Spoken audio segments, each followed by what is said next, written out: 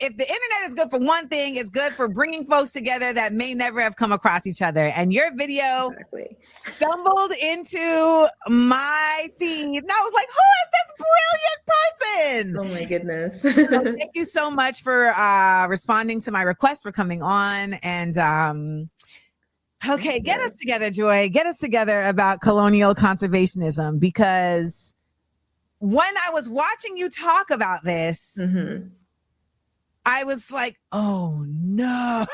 Yeah.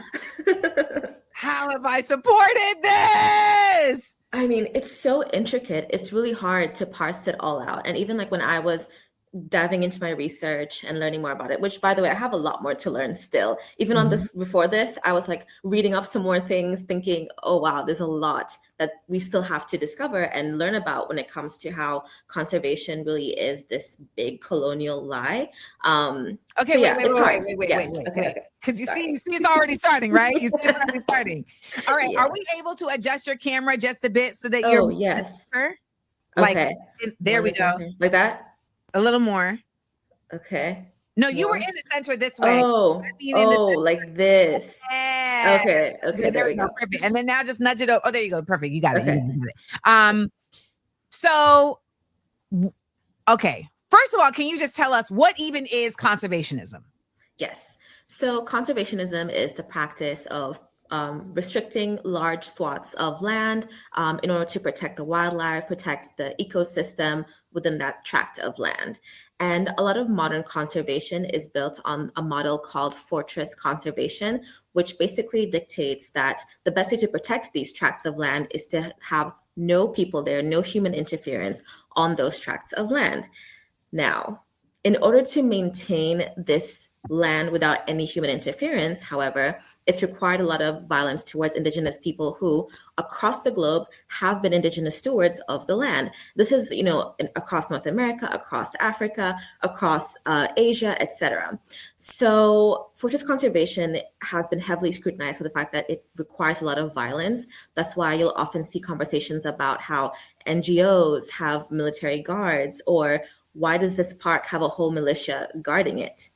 Exactly. So we'll get into that. But yeah, that's the basis. So can you bring us to how this started? Because the video I showed a small segment at the beginning of the show of the video that brought me to you, which was when you were pointing out that Taylor Swift, a video that remakes Out of Africa, is actually giving a shout out to colonial Africa. Yes, 100%. 100%. I just want to say something about that video, by the way. The Out of Africa is itself a colonial story. It's about Karen Blixen and her love story, set in this wide landscape of Kenya. And it's this beautiful, shots of these amazing wildlife, but there's no people, or the people who are there are background characters to the love story, which is a huge problem. We even have... I'm originally Kenyan, so there's a town, a city, or like a suburb of Nairobi called Karen that's named after her. And also there's a museum there that's really, we have a lot to do. Kenya never decolonized. That's like one of my things I've been saying on TikTok. We never really decolonized. We are very much an imperial stooge. To this day. Yep, exactly. So, those are some of the things that are being harkened in that music video. And so that's itself, that whole remake of that was hugely problematic back when it was called out, and continues to be problematic to this day. But in terms of how conservation actually started, let's go back to the 1800s, and let's actually start in the United States, where, of course, the United States is built on this legacy of removing indigenous people, genociding them all across. And what would often happen is that the US forces would wage wars of genocide against indigenous people, and then be like, okay, and I'm using such casual terminology just to make this conversation a bit, I was like, they were like, it's fine. Okay. Go at it however you want to go at it. Okay, perfect. So after essentially killing off indigenous populations, a lot of these lands would be preserved as parks. That's how Yosemite started. That's how all the major parks in the United States started. They weren't just parks that were devoid of people. They had indigenous people. And in fact, a lot of colonialists back in the time often viewed indigenous people as people who were ugly or a smear to the landscape. So they viewed them as blemished. In the way. And those ideas continue to this day. In fact, so one of the people who's really, really good at talking about conservation, the conservation lie, is Mordecai Ogata. He is a was a conservationist. He was in the field, but came up with this book called The Big Conservation Lie that really tore apart a lot of these conversations. And he tells a story about, he's at a Maasai conservancy and listening to how people are going to be setting up, how the tourists are going to come to the land to view all the different points of nature. And the director says, well, we don't want to have any Maasai people here to ruin the view for the tourists. So these ideas from the 1800s, from colonizers depleting the land, in North America of indigenous people persist to this day and find themselves in other corners of the globe. Colonizers were really in community with each other. Sharing all these ideas. So at that time, though, when you have these parks being cordoned off, you have European aristocrats also coming over. Yep, that's the book. Also coming over to the United States and seeing how things are going. So of the most direct sort of communications about this or how these ideas are being shared is you have King Albert of Belgium at the time comes over, sees Yosemite, and it's like, I'm going to do the same thing in Congo, and creates what is now Virunga National Park. By the way, to this day, Virunga National Park, the director of that park is Emmanuel de Merode, who is a Belgian aristocrat. And when you look, he's not related to King Leopold, who, would later come into power and absolutely decimate and genocide Congolese people at an alarming rate.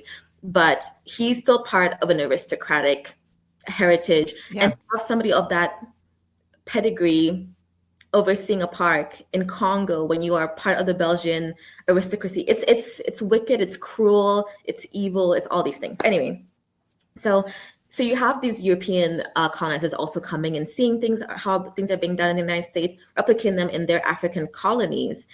But what's really strange about conservation? The fact that it was also happening at the same time as big game hunting. So who's one of the biggest conservationists that we all learn about in the United States? Teddy Roosevelt. Teddy. Okay. Guess how many animals he is said to have killed on his expeditions to Africa? You wouldn't even guess because it's an absurd number. 200. More, like way more. More. 1,000. 11,000. What? Wait. 11,000? Yes. How does he even have time? He was the president. I don't even have time. 11,000. Yes. Big game hunting expeditions were massive for colonialists. That was actually there's such a thirst for death for these people. Why? That's psychotic. That killing another living being would bring you joy. Because 11,000 that's beyond just like I'm a marksman. Yeah, that's an absurd number. Yeah, it's absolutely unhinged. But these were also the practices that were part of, the European elites and aristocracies back in Europe. So it's just a continuation of a lot of these themes. Right. They love killing foxes. Exactly. They were always doing that. Exactly. Exactly. So you have these conservationists who are also big game hunters, and you're thinking, how are you reconciling these two? Yeah. And that is part of the lie itself, because how are these two things coexisting? So a lot of the big game hunters would actually start to advocate for conservation in order to cordon off the animals for themselves. Because, and then, you just killed me. I'm dead. You know where the sentence was going, and you took me out. Yeah, it's confusing. I too had a hard time figuring out, how did these fit? Yeah, that's how they fit. And what even makes it more complicated is the fact that these hunters wanted these animals for themselves because indigenous people would use them as a source of food, obviously. So I like telling this story. They would use them as a source of food, as a source of Everything. Everything. Exactly. Actually, so my grandfather on my mom's dad, my maternal grandfather, he was a really good hunter. So for my ethnic group, we had these hunters who would go out and Which hunt ethnic big group? game. The combat ethnic group. Okay. So they would hunt big game, and a lot of different ethnic groups would do this, and they would have this poison that they would use to be able to bring down a giraffe, let's say, with one shot. I mean, that was the poison that just hit me. The spear that hit me had that poison. So after you bring down this giraffe, what do you use it for? For food, for skin. You make sure the entire animal is used. And guess what? You have these gym bros talking about protein powder. Protein powder is older than them. They would turn it into a powder as a protein source for months because it was dehydrated.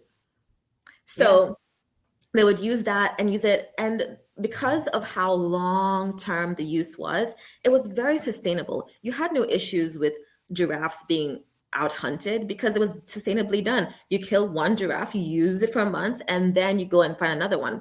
So the big game hunters are like, no, you cannot have access to the animals that we want to have access to. So we're going to further this conservation thing that we're doing and make sure that you absolutely cannot come on this land and hunt. A lot of times, the land that was being expropriated and turned into these conservation parks was land belonging to people. Like people, that was people's land. We're just taking them like, oh, we're going to take this.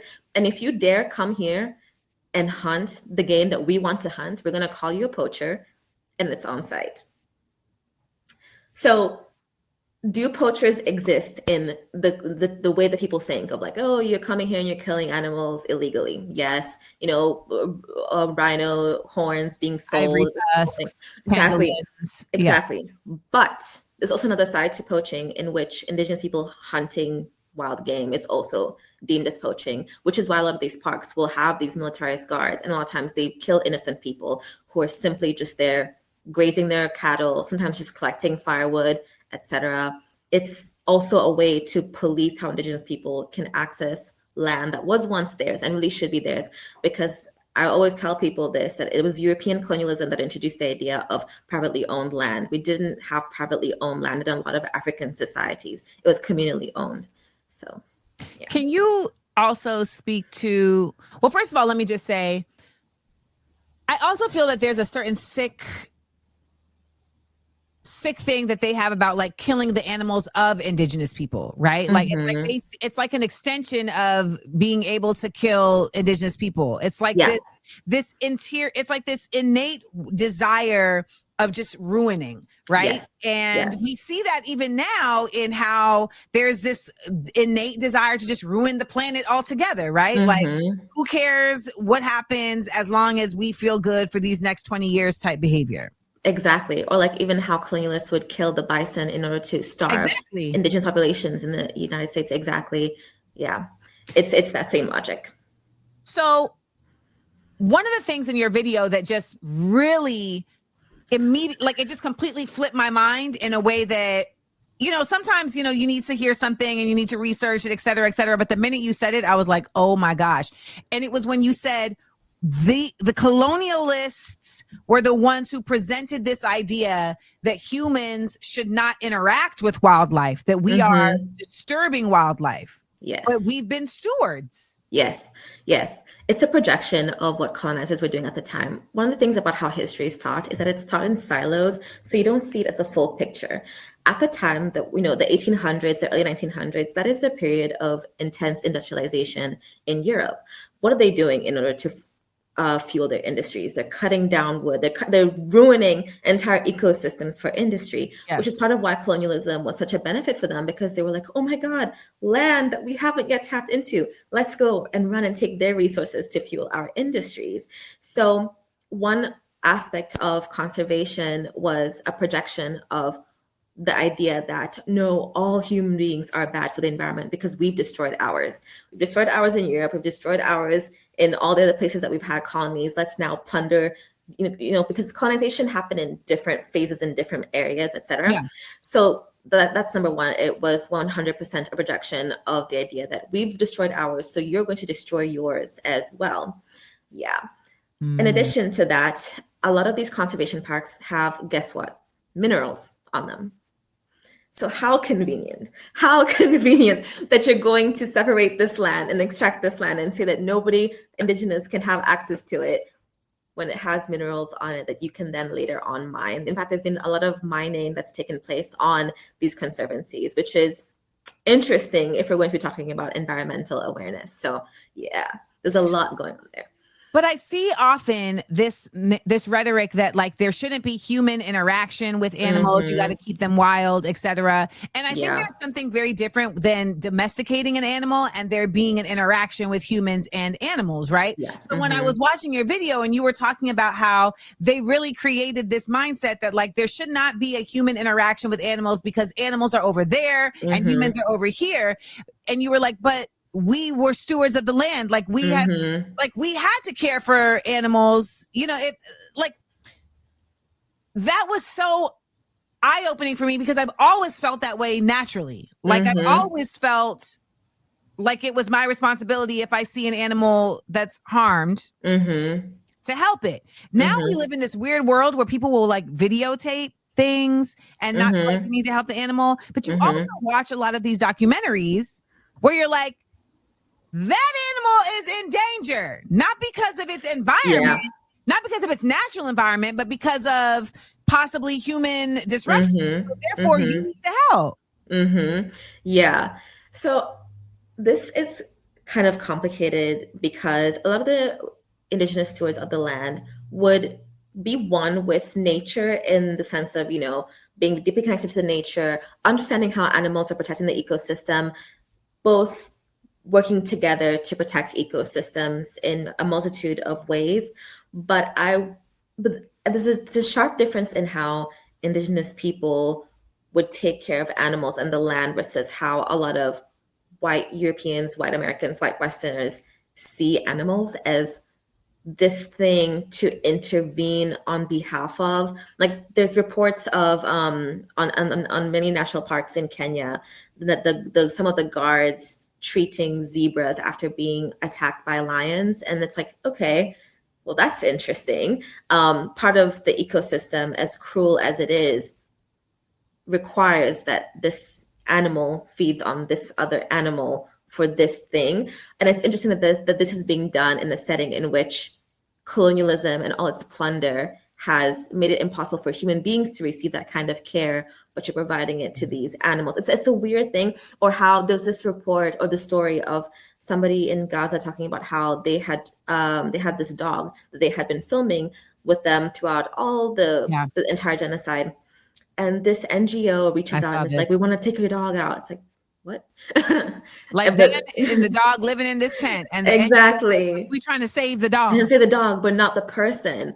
Exactly. So I would say a lot of what we see as indigenous stewardship has been a respect of animals, but a respect that also leaves animals as autonomous beings because their interactions with each other are important to make sure that the ecosystem stays harmonious. Now, do I hate the idea that some animals eat each other? Yes, it makes me cry all the time, but intervening on behalf of them is a problem. Yes. My issue is when we do this thing as humans where we tell ourselves it's not our problem, even when we created the problem. Yeah. Right? That's my issue. Like even in that situation with the zebras, to be quite honest, it might be a scenario though where because they have cordoned this land in the way that they have, the zebra population is thinning. Because they don't get to migrate the way they're supposed to, you know what I mean? Like, or they don't get the water. So it's like these types of things that I feel are overcomplicated by humans. I'm going to ask you about a particular conservation place. Okay. Do we like Sheldrick Trust? Okay. So a lot of conservation in Kenya is still, it's obviously a colonial heritage and it's still very much steeped within it. Now, a lot of tourists love to go there. and it's cute. They feed the little baby elephants, but it's not locally owned, and it's also not something that is necessarily giving back to local community in any way. I wouldn't say going there. Here's the thing too, when it comes to tourism, I don't want to be that person who's like, don't do that. I'm just like, hey, like, go do it, but just be aware. Just be aware that this is what's happening. Just be aware that these are the machinations at play. I would, instead of going to Sheldrick, I would recommend that people visit conservancies, or places that interact or have these sort of animal reserves, etc., that are locally owned and indigenous owned specifically. So, for example, there's this conservancy called Nashulai Conservancy, and it's owned by Maasai people from beginning to end. And not only that, but the Maasai people live on the same land. Oh, wow. That the animals are on. So it's mixed use. There's no separation. No, it's in a different locations. It's not part of Masai Mara. Masai Mara is a really large park, but it's not part of it. Yeah. So I would really recommend that people try to find those options, but they are far and few in between. There's not that many. Of course not. That's money. Exactly. And so when people they've stolen the land from the Maasai. Exactly. Like the government. Exactly. Yeah. The government aids and abets so many horrifying things. So, go see the baby elephants, but also do something that's a bit more connected to the local community as well. Sometimes I'm just like, okay, when I go to these indigenous communities, I feel like there's a certain sense that they feel they have to perform for you. Yes. And it makes me feel so icky because on the one hand, I'm like, I wish you didn't feel like you have to perform for us. On the other hand, there have been so many disturbances to your ability to care for yourself that this has now become like a viable means. Okay, so let me tell you something a little bit about that. Actually, before we get into that, I just want to go back to the topic about animals for a second and like leaving them alone. You raise a really good point about how a lot of these animals are also disturbed in these parks because of so much of an influx of tourists, which is another thing about the conservation lie, which is that, oh, so you're telling us that we can't be on this land because we need to conserve it, but you have tourists coming here.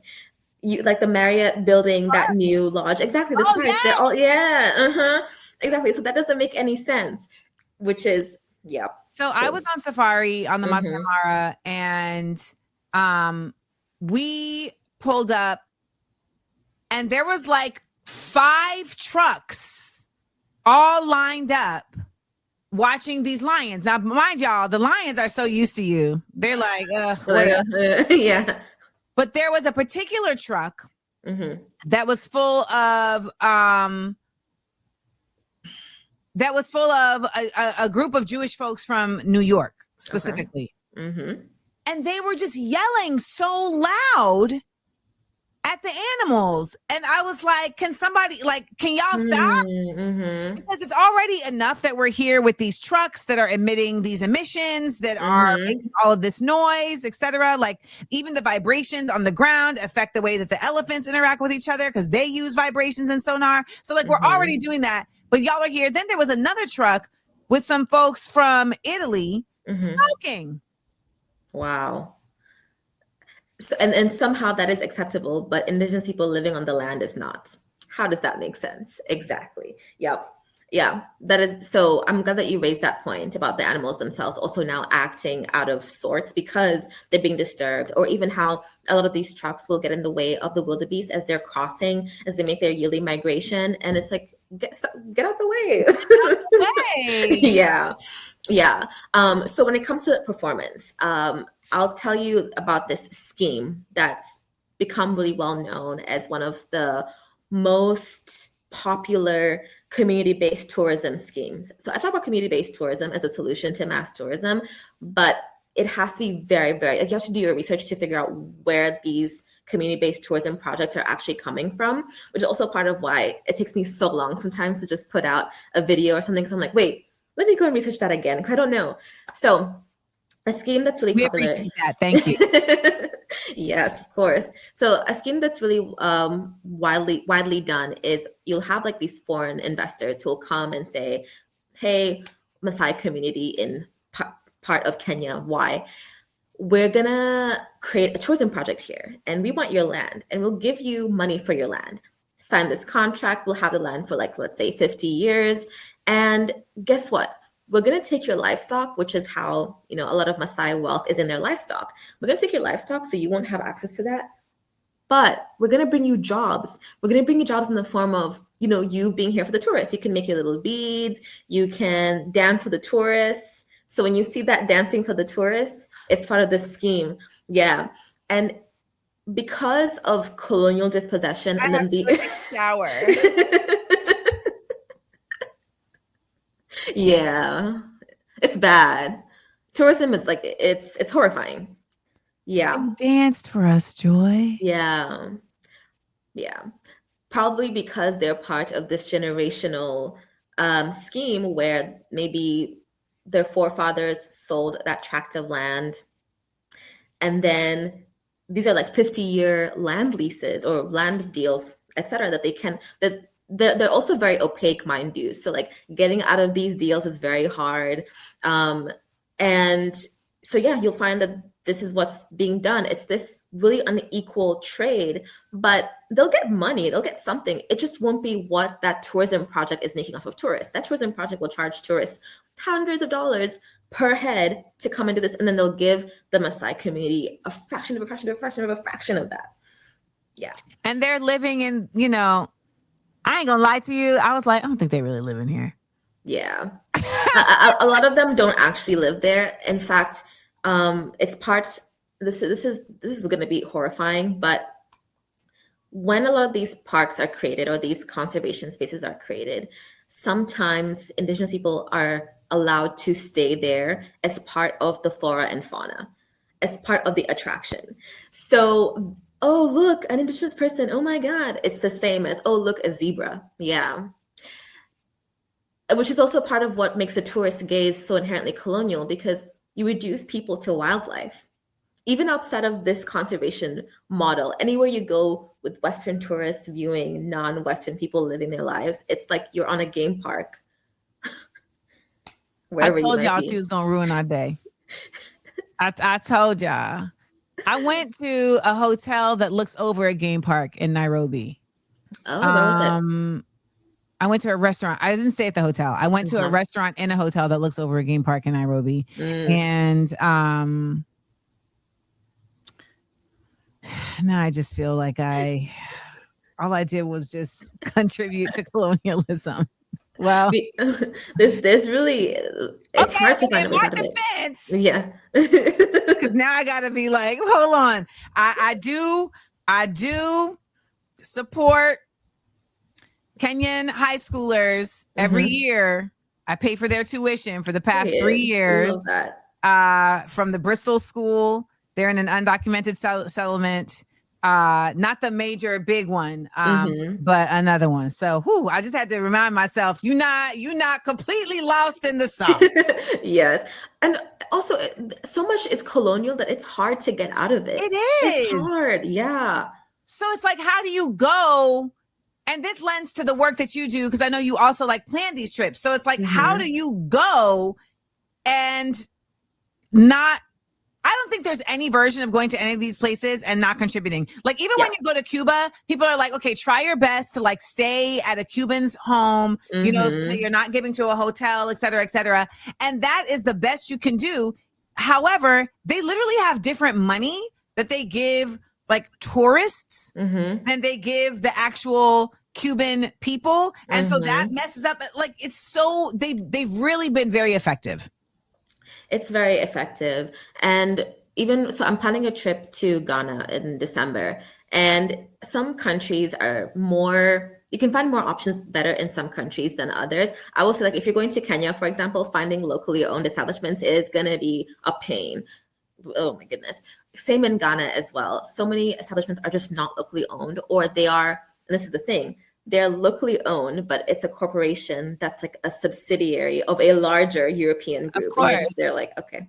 Well, even on my island of Grenada, it's like you go there, and if you don't want to stay in a hotel and you want to rent, you end up renting from somebody that's possibly not from, that's more than likely not from Grenada. Exactly. Or they're part of the ruling class. And the ruling class, even the local, this is something I've been telling people lately, which is that the local elite is also in cahoots with the like European Western elites as well. So Absolutely. the idea that it's somehow better. So a lot of them also hide behind the whole, it's locally owned, but this is somebody who's had generational wealth and their family were like colonial collaborators. Okay.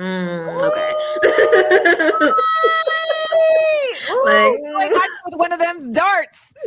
Poison dart right there, y'all. Whew. Dang. Yeah. Thank you. I have so much Kenya stuff right here, and I'm just like, oh my god, that's so funny. Hakuna Matata.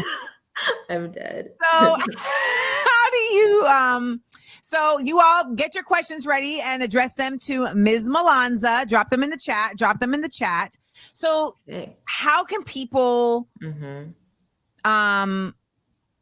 be thoughtful? Like, any other tips on how people can be thoughtful about putting these trips together? Yes. So being comfortable with tracing the money is literally the key thing. So, for example, I made a video about how I was looking at locally owned hotels across Africa, and I came across one that was said to be locally owned in Kenya. But then I looked at who owned the land that hotel was on, and I was like, oh, this is a colonialist who owns this land. And we're not talking like 5 generations removed. We're talking like 1 or 2 generations removed. So follow the money. Always be sure to check who owns a lot of these spaces.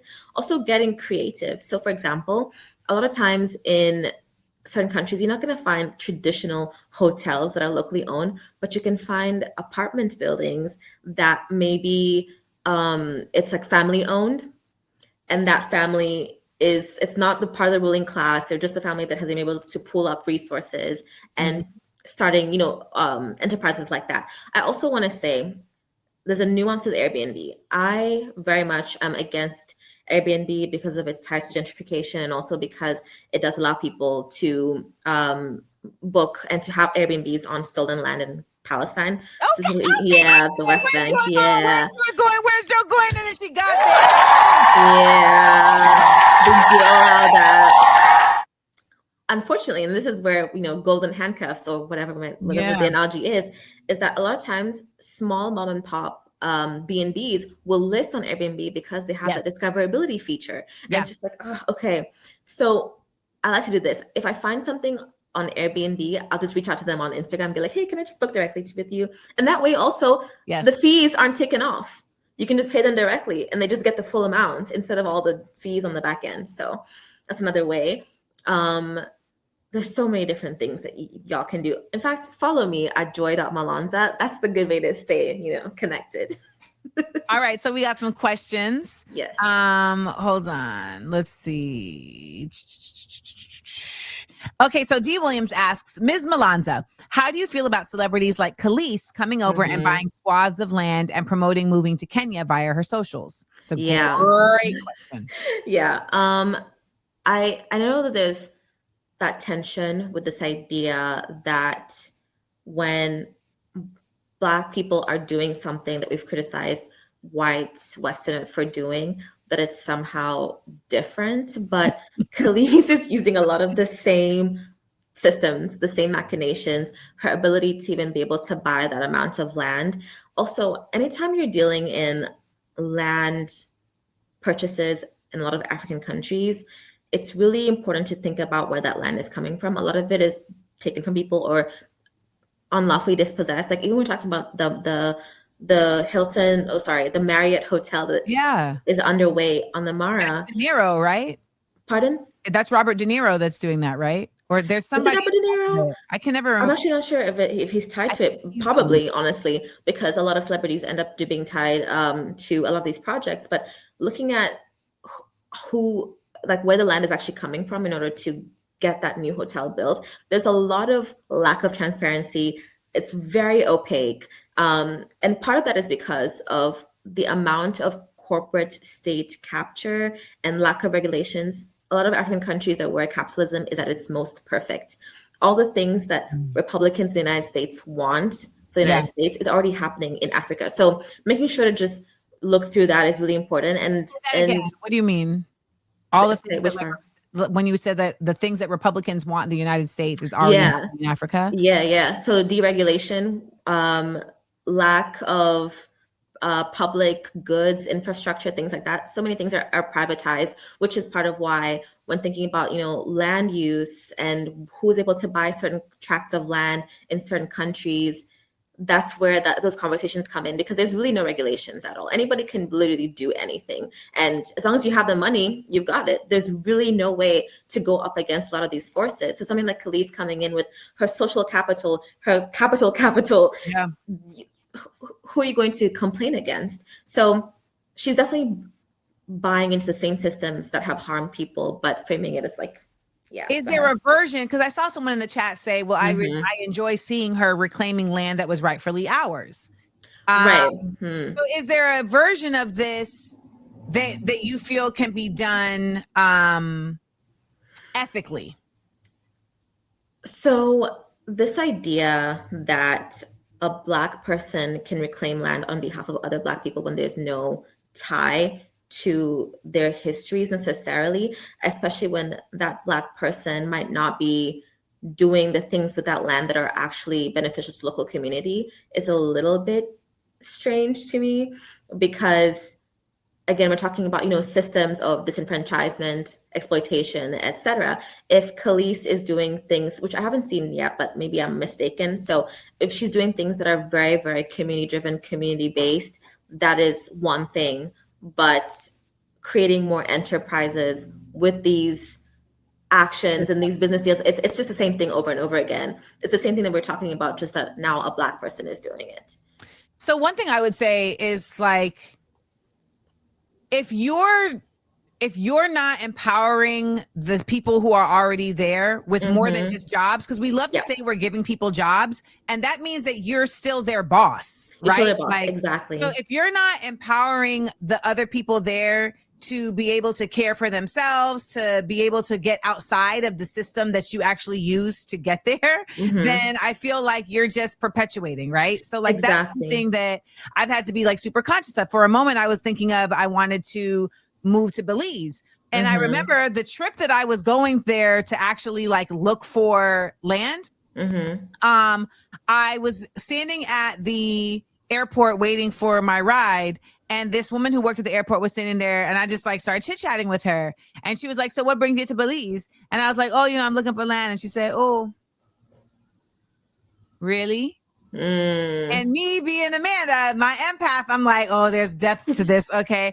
So I said, well, what make you pause like that? And she said, well, because a lot of Belizean, we can't afford the land. Yeah. So we can. And so, and it was like, I genuinely, that 2-minute conversation stayed in, like, it got in my body to the point where, Joy, after I went and looked for the land, I came home back to where I was staying. I had a massive anxiety attack. I had to just sleep.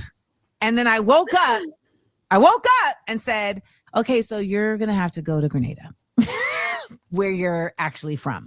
Now, the thing that makes this really difficult for a lot of Black Americans, though, is the inability to know where we're actually from. Like, my mother is from Grenada, right? But on my father's side, I don't know past like the 5th generation, and they were slaves. So then it becomes a part of like, well, how do you find your place in the world outside of here without mimicking without carrying forth the same colonizing behavior that got you here? Exactly. And also, you just said something that sparked thought. So I talked about in a video how after colonization, a lot of the land that was now belonging to Kenya was land that the British had taken, and then they gave land that they'd taken from local people to their collaborators. So again, when we talk about even like recreating these colonial things, yeah, she's buying land, but who she's buying that land from, and who did it originally belong to? What pathways did it take to become land that she can now buy? Because a lot of it is so dispossessed through these specific channels. And also, when you say you're still someone's boss when you're creating, like, let's say she does create an enterprise. I just made a carousel talking about how a lot of people who go to certain countries to do these things do it because there's cheap labor. That's another thing. This idea that people in a certain country are cheaper to hire, therefore I can do much more, is a very problematic, very colonial perspective, especially if you're trying to make an X amount of profit that you're going to withhold from them because you've decided that their standard of living does not need to be more than X because you think that this country is cheap for them to live in. So there's also all these things that are going on that I don't know if Khalees is taking into account. So yeah. I love this point, Marquise. You can't use the wealth for selfish pursuits. We need to strengthen the efforts in word and deed to help those who are disenfranchised. Exactly. I mean, and that's like, so like, I don't know if you've heard of Alafia, but they're a fair trade brand out of Togo that was created by a Togolese man. And so I got to go and see like their whole operation back in 2017. And they had cut out, I don't know what they do now, but at that point they had cut out all the middlemen, because every time that you are buying like shea nuts from, you know, farmers in an indigenous place, they're selling it to someone who's going to price it up to sell it to someone who's going to price it up to sell it to someone who's going to price up to sell it to someone. So he, being Togolese, was able to actually just go straight to the farmers themselves, cut out all those middlemen, but also allowed them to get more money. Right? And still pay them the fair wage that they deserve, while also they built schools. Like I went to go see one of the schools. They built maternal health centers, you know, and again, like just building up the area where they were also getting from. Because that's the whole thing to me. Like if you're going to take from the area, you need to be restorative. Exactly. And I also just want to say that part of the reason why all of these enterprises even exist across the African continent is because of a failure of governance. The idea that a private citizen can even come and do all this and then create schools because the society lacks them is part of the failure that allows for so much tourism infrastructure to be so exploitative, that allows people like Khalees to come and kind of do whatever without really anyone having a lot of insight into or transparency into what is even happening, what are you doing, how are you giving back, etc. Even this idea to give back, while it's important and we need to always give back, even in a perfect society, one of the reasons why it's so important is because there's so much exploitation. Yeah. I mean, listen, and I will say, like, I actually know nothing about Khalees's operations. So this is not by any point my trying to indict her by any means. I literally don't know. So we're just using her as a framework because this happens often, right? Like you see the guys from Earn Your Leisure are going to Ghana and they're building all these apartments, I guess, for folks who move to Ghana. And I know that the people there may feel some type of way. And we have a segment on the show called Black Around the World, where we have Black folks who are Black Americans, but that have immigrated to other places. And the conversation always lands also on, well, how are you going into these spaces without doing the American elbowing out, I'm here now kind of thing? Like low key, I feel like if you are a Black American that moves to Kenya, you are now a Kenyan Black American. So you have to simultaneously retain the cultures and traditions of your people while also immersing in the cultures and traditions of the people you are now in. Like I know that like I can't move to Grenada until I'm able to be Grenadian and Black American. You understand what I'm saying? Yeah, exactly. But I see people that move to places so often to be an American in this place. Yep, exactly. And you're not integrated. You're just living on the surface of this population that you decided to stay separate from. And Americans say, well, that's what they do when they come here. That's because this country has destabilized their country. Right, exactly. Those are totally different things. Like immigration, because of needing to come somewhere safe after being destabilized, is different. Correct. Yeah, exactly. Okay, next question from Katie Mubita, who clearly in this picture is with an African person on a helicopter. Ms. Malonza, what are some red flags that can be identified when traveling? Yeah, okay, this is going to sound, I'm just going to say the first thing that comes to mind because I check for this all the time. When you're going to a majority non-white country and you see spots with just like way too many white people, it's like, okay, why are there so many white people here? It's a telltale sign of gentrification, the telltale sign of exclusion. I've also drawn the parallel between a lot of these spaces that don't allow tourists in and they have their security outside as spaces of apartheid, because you've created a situation in which locals cannot access these spaces, like beaches that locals cannot access. They're only for tourists. And because again, that privatization and part of that privatization of public land is something that is again perfected across the global South, because we don't have the protections that are necessary, and that Republicans in the US are trying to dismantle to do that. They want more privatization. We already have that privatized across the global South. So that's one massive red flag. A large gathering of whites. Exactly. When I was in Belize, I looked around, and over the course of like 5 years, I saw the town that I had really fallen in love with completely shift in that way, because they had now started owning businesses, and the businesses were just mimicking Americans. Like when I see hot dogs on a menu in Belize, what are we doing? Exactly. It's a massive problem. But I also always want to say that these things changing aren't just individual tourists changing them. They're also lack of policies and the governments allowing it. And in fact, governments do a lot of projects. This is actually another red flag too. When a certain government has a lot of urban renewal projects going on for tourists, rejuvenation project, it's like, what are you doing that for?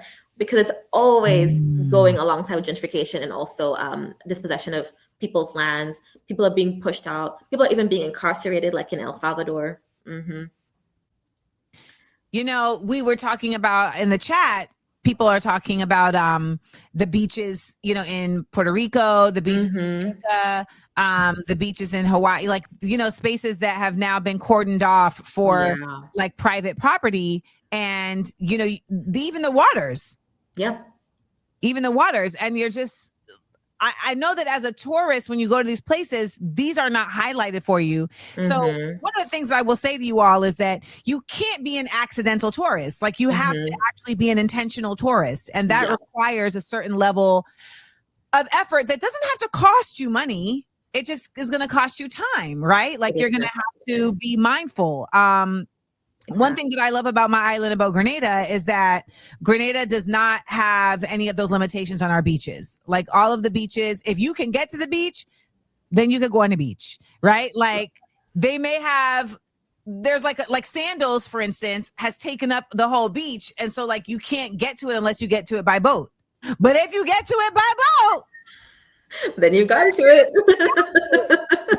So, you know, it is what it is. All right, let's get another question.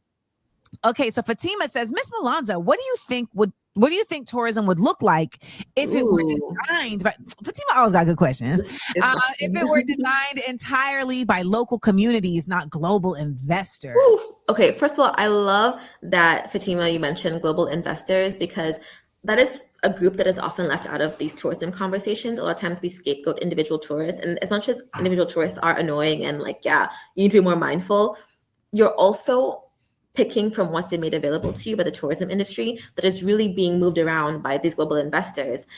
One of the most, like, neocolonialism is what it is because of global investors, because of foreign direct investments that are channeling money to certain things, and in return for that money they're telling you to do XYZ, and they don't care how it harms local communities. So they don't care, exactly. So I'll actually reach to this National Conservancy that actually is a really, really good example of what tourism can look like.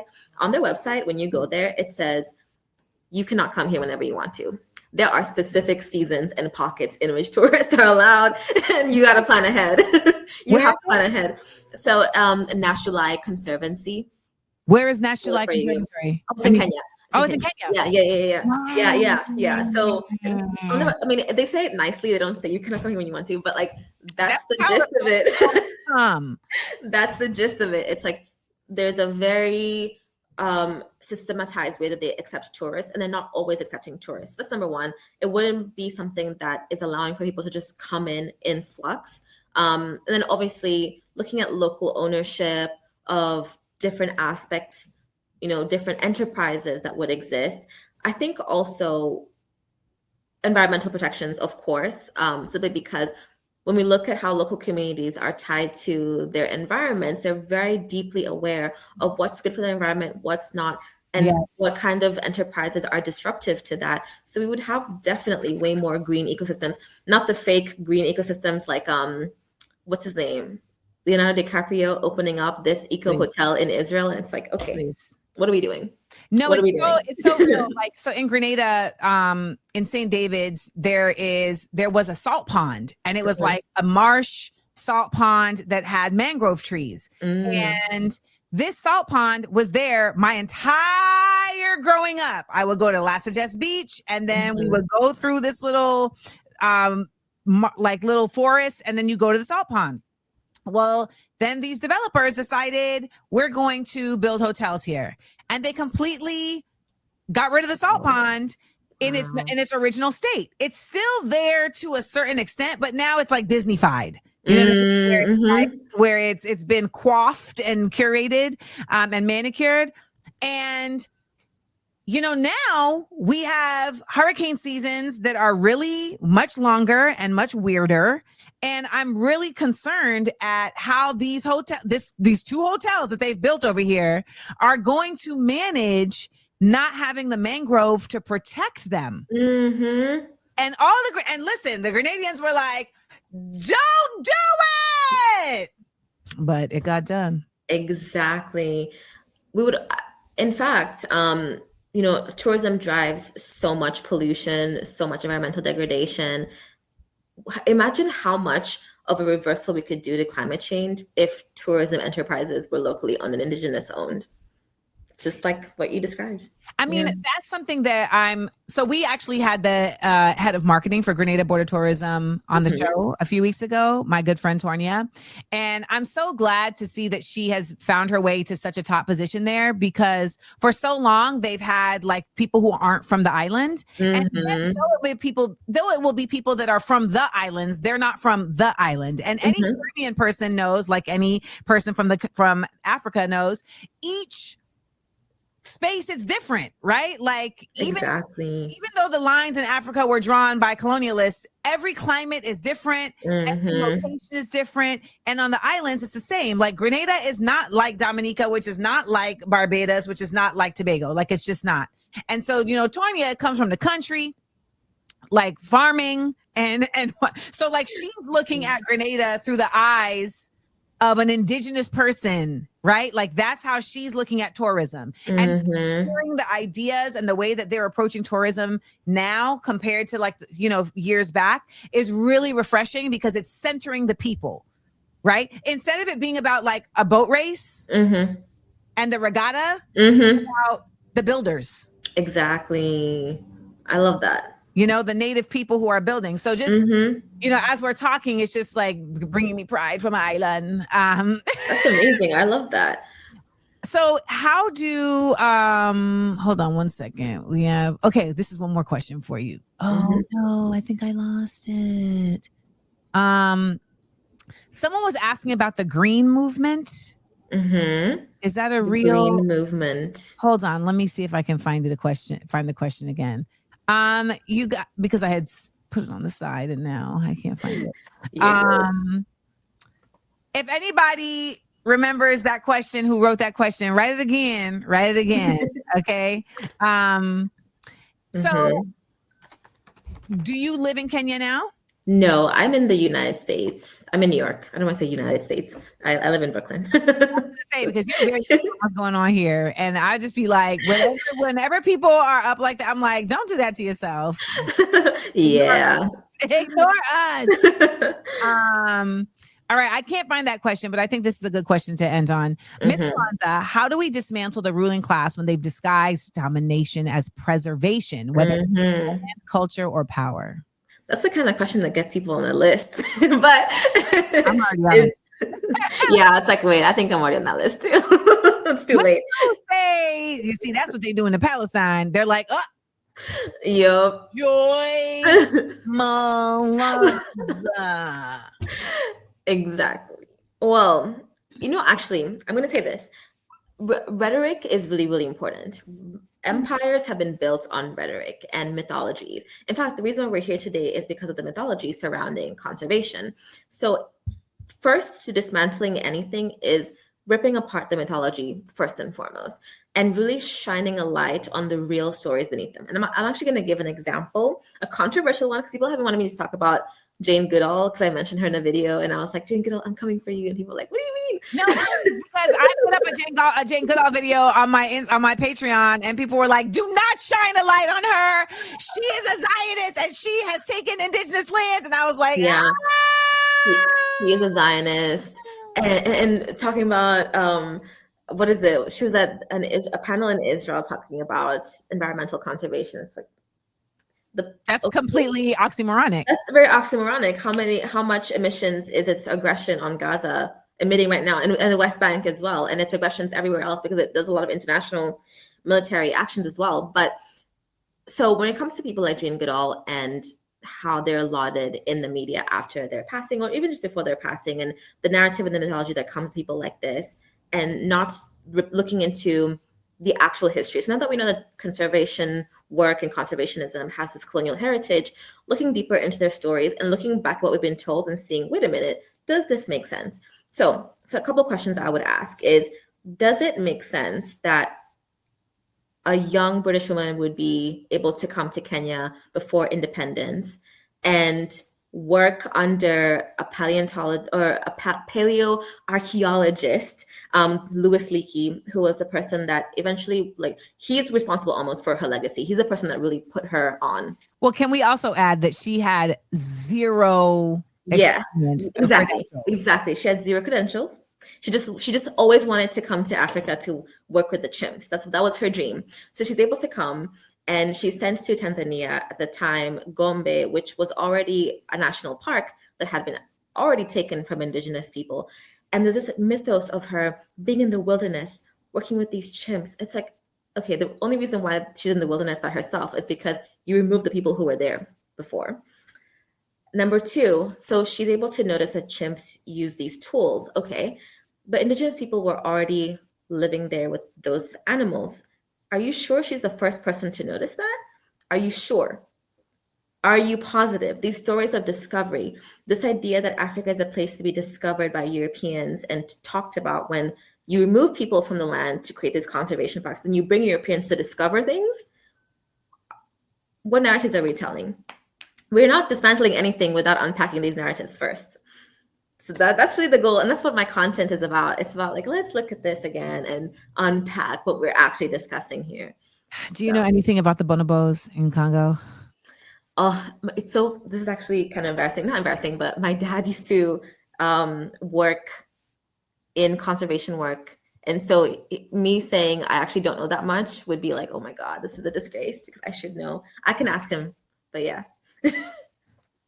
Because there's only one conservation effort for bonobos, and they are endangered, and they do get killed for bushmeat, but they are, like, severely endangered because of, habitat destruction, et cetera, et cetera, et cetera. Yeah. So I really need you to come back with good news. Okay, I will go and dig and come back, because the calendar is right here. For Lola Ya Bonobo. Okay. Yes, I'll definitely go. One thing I will tell y'all though. So, history moves, right? And there are things that have happened in the past, like colonialism, that still echoes to this day, just because of its ability to permeate and continue to be perpetuated. However, I do think, and Joy, let me know if you agree with me or not. I do think that there is a certain level of, like, using, how is this not master's tools? Okay. Of using privilege to create privilege, or using access to create access. Like, I just feel like if Jane Goodall had went there and was like, because the way the story is told is that she went there and then she was looking around. And then finally one day this chimp came up to her and was like, oh, come on. Where we at? I don't necessarily believe that though, because I believe beyond a shadow of a doubt that they ended up having to go and ask folks from round the way, where the chimps be at? I'm so glad that you brought this up, because her mentor, Louis Leakey, had this thing where he would use Indigenous people as trackers because they knew where a lot of these. Everest. Yeah. Oh my God. I literally had that in my notes. And it's so funny with, people being like, I climbed Everest. And then their Sherpa is back there like, you climbed it? Yeah, exactly. And actually something else I just wanted to add too about like the rhetoric. And part of why I don't believe somebody like Jane Goodall could have done anything for the community is because of her perspective on conservation, which is it's kind of an eco-fascist perspective, which is Wait. This is wrong. The bonobo is in danger. Please stop. Bonobos are not chimpanzees. Cut it out. Carry on. Okay. But she'd made some statements about how the best thing we can do for the environment is to not have that many people. It's to think about all the stressors on the environment from population sizes. And it's like, okay, there's capitalism, there's colonialism, there's all these other factors first. To look at population sizes is kind of strange, especially when we think about how a lot of her work was in Africa. We only have 1 billion people on the continent of Africa. China and India separately have that many people. So what are we talking about when we're talking about, overpopulation? This is a myth. Overpopulation in Africa is a myth. Like, we're not overpopulated. That's number one. What is overpopulation, first of all, anyway? But you're also not over-industrialized. That's the thing.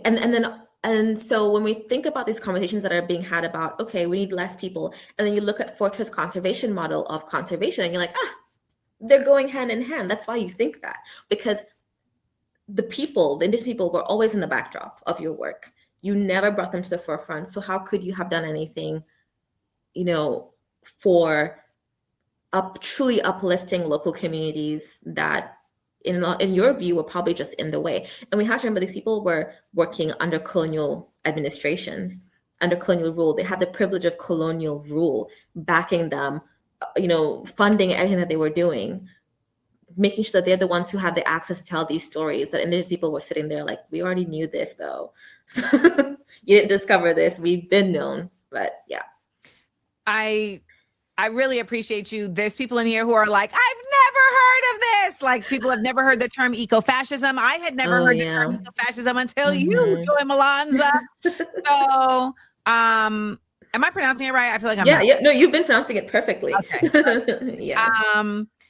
So y'all, you said they can follow you at joy.malonza. Yes, on Instagram. If go there, you'll see everything you need to see from there, because I have other pages. But yeah. Is it joy.malonza? Yeah, there's a dot in between. Yeah. And thank you so much for your work. And you've really created such a necessary and unique space here for study, and for information gathering. I don't know. So actually, that's my last question. What brought you to this work? Yeah, I had actually already been traveling with a lot of this ethos, and I had a podcast with one of my friends. But no, where'd the ethos come from? Oh, honestly, that's a great question, because I often wonder that myself. Well, you said your father was in conservation. Yeah, conservation. So a lot of my current ethos is from my parents, as people who were very political, dining table politics every single day. But I need you to pause here, because I want you all to take a note at how many folks come on here and say that the reason they ended up as this kind of person is because the adults around them were including them, or at least allowing them to be party to these conversations of what is going on. Like, we had Ahmed Caballo from African Stream, and he was like, this came about because my father would like bring me to these political meetings, and I'd be in the back playing with other kids, but I would still, my ear would catch certain things. Exactly. And here we are today. So that's so much. So your parents were very political. Are your very parents political? Your parents are Kenyan? Yes, my parents are Kenyan. And not only were they political, but they actually allowed me to talk to them about it and ask questions and be like, I don't agree with this. So, yeah. Kenya? I would say it depends on the family, because a lot of families also have like really strict hierarchies. I will say that they're very unique in that the hierarchies weren't very strict. I could tell them my thoughts about certain political things that were taking place. And also for them, it was exciting to see these things kind of clicking. So it was very, symbiotic. So that's where a lot of it started. And then I would just apply a lot of that curiosity into other arenas as well. So yeah. All right. Well, we appreciate you. Keep doing the work. And I'm glad to know you're here in New York because I'm in New York as well. So, there's some activity that can be happening. Exactly. And I am an animal fanatic. And now I'm just annoyed because these whites ruin everything. Yeah, that should be a show. And That's a segment. That's a segment. It's a segment. Thank you, by the way, for this opportunity. I'm so happy that you asked me to be on the show. Oh, no problem. Yes. I feel so lucky when I find other folks that I would never have come across, and then they're just able to instill us with so much knowledge and information, and then also show that they're grounded in the same things, because I feel like a lot of people, we're having to realize that folks are from all over the world with your same values. Exactly. All over. All over. There is somebody right now who is a Sherpa that's got your same values. Okay? Exactly. Or even how all the indigenous communities that we've been talking about across the world, we're all doing similar things. It's like, yes, they never met, they never interacted, but they saw things a similar way. Nailed it. That's pretty good. Thank you, Joyce, so much. Thank you. You see, don't never say I don't give y'all nothing. Don't never say I don't give y'all nothing. Oh my gosh. That was so flavors.